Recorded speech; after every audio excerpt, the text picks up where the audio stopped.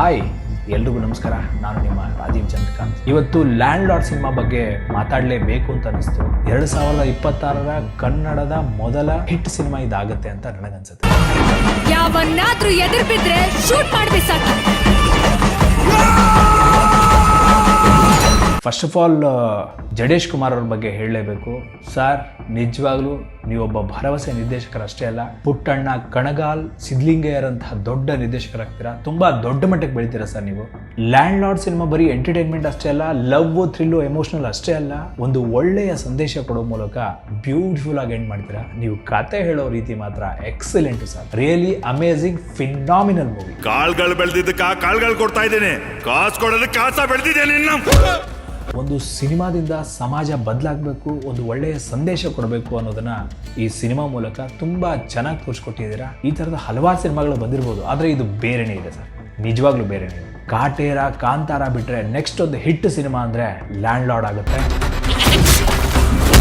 ಅಷ್ಟೊಂದು ಪ್ರಾಮಿಸಿಂಗ್ ಆಗಿದೆ ಸಿನಿಮಾ. ಇನ್ನು ಬರವಣಿಗೆ ಅಂತೂ ಮಾಸಿ ಸರ್. ನೀವು ಎಲ್ಲೇ ಇದ್ರೂ ನಿಮ್ಮ ಪಾದಕ್ಕೆ ಮುಟ್ಟಿ ನಮಸ್ಕಾರ ಮಾಡ್ತೀನಿ. ನಿಮ್ಮ ಬರವಣಿಗೆ ಮುತ್ತಿನಂಥ ಬರವಣಿಗೆ ಸರ್. ಇಡೀ ಸಿನಿಮಾದಲ್ಲಿ ಪ್ರತಿಯೊಂದು ಡೈಲಾಗು ಎಷ್ಟು ಅದ್ಭುತವಾಗಿದೆ ಅಂದರೆ, ಕೂಲಿಯವರಲ್ವಾ ಆ ದ್ಯಾವರಿಂದ ಬರ್ದಿರೋದು ಈ ಬೆವರ ಗಳಿಸೋಗದೆ. ಕೂಲಿಯವರಲ್ವಾ ಆ ದ್ಯಾವರಿಂದ ಬರ್ದಿರೋದು ಈ ಬೆವರ ಗಳಿಸೋಗದೆ.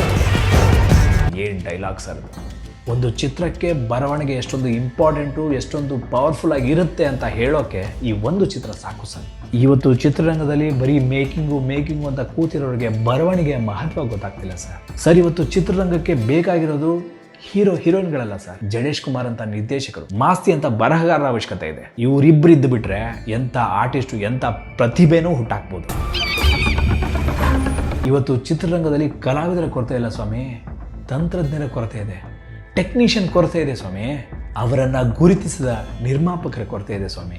ಎನಿವೆ, ಲ್ಯಾಂಡ್ ಲಾರ್ಡ್ ಕಲಾವಿದರ ವಿಷಯಕ್ಕೆ ಬರೋಣ.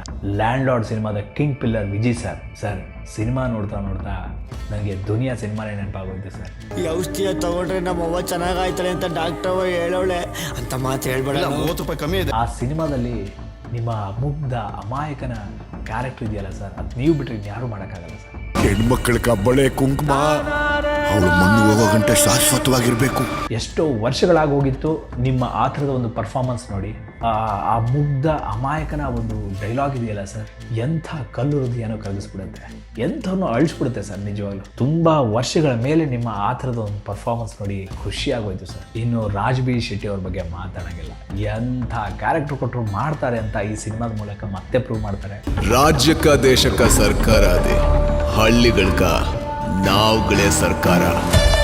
ರಾಜ್ ಬಿ ಶೆಟ್ಟಿ ಅವರ ಆ ಕ್ಯಾರೆಕ್ಟರು ನಿರ್ದೇಶಕರು ಇವರಿಗೋಸ್ಕರನೇ ಸೃಷ್ಟಿ ಮಾಡ್ದಂಗಿದೆ, ಅಷ್ಟು ಚೆನ್ನಾಗಿ ಮಾಡಿದ್ದಾರೆ ಸರ್. ನನಗೆ ಇನ್ನೊಂದು ವಿಶೇಷ ಅನಿಸಿದ್ದು, ಆ ವಿಗ್ ಇದೆಯಲ್ಲ ನಿಮಗೆಲ್ಲೋ ಪರ್ಮನೆಂಟ್ ಆಗುತ್ತೆ ಅಂತ ನಂಗೆ ಅನಿಸ್ತಾ ಇದೆ. ಆ ಹೆಬ್ಬೆರಳು ನಗ್ಬೇಕು. ಇನ್ನು Rachita ma'am, Dimple queen terror ಆದಾಗ ಏನಾಗುತ್ತೆ, ಥಿಯೇಟರ್ಗೆ ಬಂದು ಎಕ್ಸ್ಪೀರಿಯನ್ಸ್ ಮಾಡ್ಬೇಕು ನೀವು. ಅವರ ವೈಲೆಂಟ್ ಸೀನ್ಗಿಂತ ಎಮೋಷನಲ್ ಸೀನು ತುಂಬಾ ಚೆನ್ನಾಗಿದೆ. ಇನ್ನು ರಿತನ್ಯಾ ವಿಜಯ್ ಸರ್ ಮಗಳು, ಅವರು ಅಷ್ಟೇ ಮೊದಲನೇ ಸಿನಿಮಾ ಎಲ್ಲೂ ಅನ್ಸಲ್ಲ, ಅವರ ಪರ್ಫಾರ್ಮೆನ್ಸು ತುಂಬಾ ಚೆನ್ನಾಗಿದೆ. ಒಟ್ನಲ್ಲಿ over all land lord cinema ಪಕ್ಕಾ ಪೈಸಾ ವಸೂಲ್ ಮೂವಿ. ಮಾಸ್ ಆಡಿಯನ್ಸ್ಗೂ ಇಷ್ಟ ಆಗುತ್ತೆ, ಕ್ಲಾಸ್ ಆಡಿಯನ್ಸ್ಗೂ ಇಷ್ಟ ಆಗುತ್ತೆ, ಫ್ಯಾಮಿಲಿ ಆಡಿಯನ್ಸ್ಗೂ ಇಷ್ಟ ಆಗುತ್ತೆ. ಈ ಒಂದು ಸಿನಿಮಾನ ಥಿಯೇಟರ್ಗೆ ಬಂದು ಎಕ್ಸ್ಪೀರಿಯನ್ಸ್ ಮಾಡಬೇಕು ಅಂತ ಎಲ್ಲ ವೀಕ್ಷಕರಲ್ಲಿ ಕೇಳ್ಕೊಂತೀನಿ. ಲ್ಯಾಂಡ್ ಲಾರ್ಡ್ ಸಿನಿಮಾ ತಂಡದ ಪ್ರತಿಯೊಬ್ಬರಿಗೂ ಆಲ್ ದಿ ಬೆಸ್ಟ್, ಒಳ್ಳೇದಾಗ್ಲಿ. ಜೈ ಹಿಂದ್, ಜೈ ಕರ್ನಾಟಕ ಮಾತೆ.